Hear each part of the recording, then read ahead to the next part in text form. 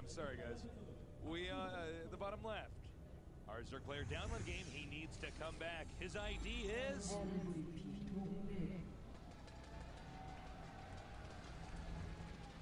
He's looking, once again, very focused now. I think he's probably put some of that stress behind him. And that is... I don't have the time. I can't figure it out. In the bottom right, we have our Terran player.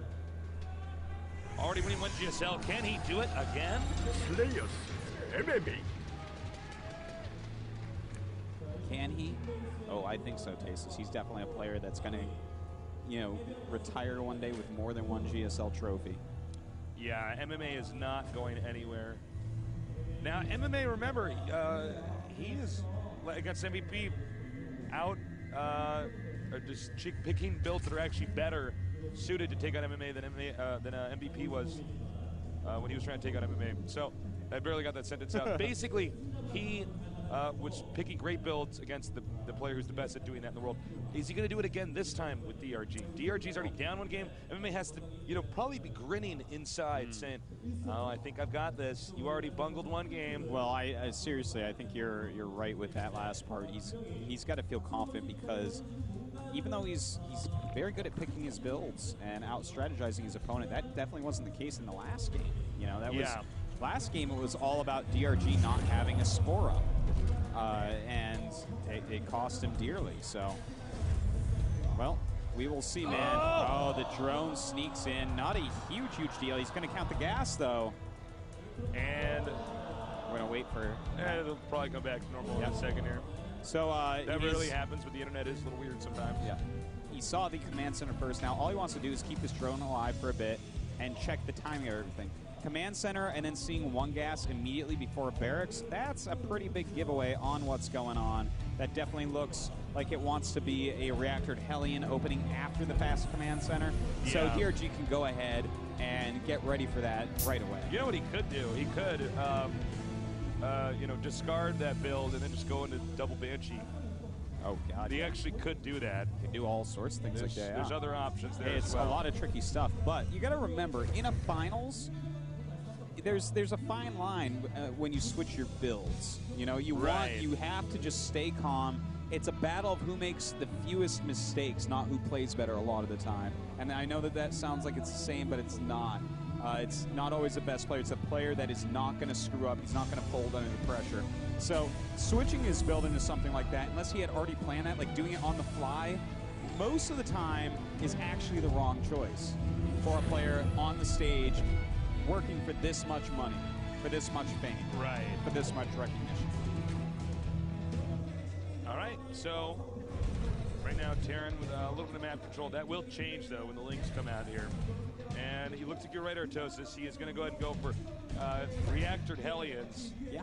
And, I mean, obviously it's a great opener. He can slow down any creep spread. He can slow down a third base. I mean, where are you going to take a third base quickly against reactored Hellions? You're simply not. You can't kill the rocks because his Hellions are out there. You can't even get a drone out, but if you could, where would it go? Hide somewhere on the map? If Terran scouts it, the thing is dead.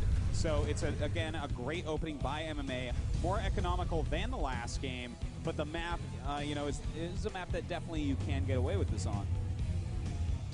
As we can see here, the SCV continue to scout around now. DRG, so far, economically, he looks fine. It's very common for DRG to have one drone on the gas at a point in time in the game. Yeah. That is his style. Definitely. We do see it now. It's time to take this expansion. Speed almost done, a ton of drones on the way.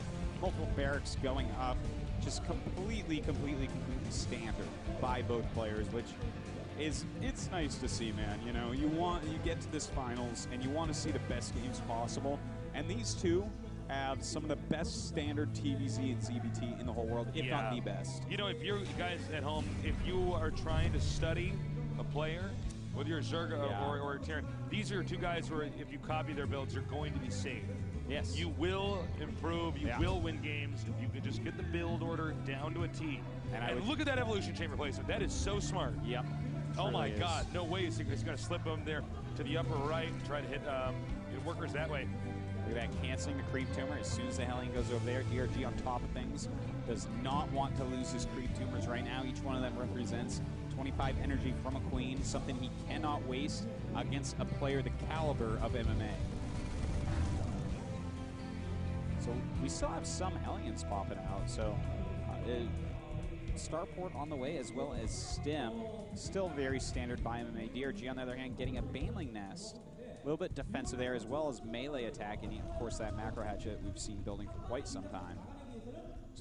Doing a really good job here, just staying on the creep. Actually scans and takes out that creep tumor. Nice, and he's even gonna get this one as well. And the tree's on fire. He has to be careful. It looks like that creep tumor is gonna go too. You can't leave the Christmas lights plugged in all like that, you know? It's not good. Well, he didn't quite get that creep tumor yet, but that one might go down as well. Very annoying for DRG. Knowing creep spread is something that could end up winning him the game later on. And down goes another creep tumor. And look at that, he lifts up the spine crawler, but that would have been too dangerous. DRG actually had a death trap for Hellions in there. He had two queens to flank. Zerglings hold him still, and the second spine crawler about to pop. Now, the medevac's about to come out now, and then he will lift the starport up, land that at the reactor, and have reactor.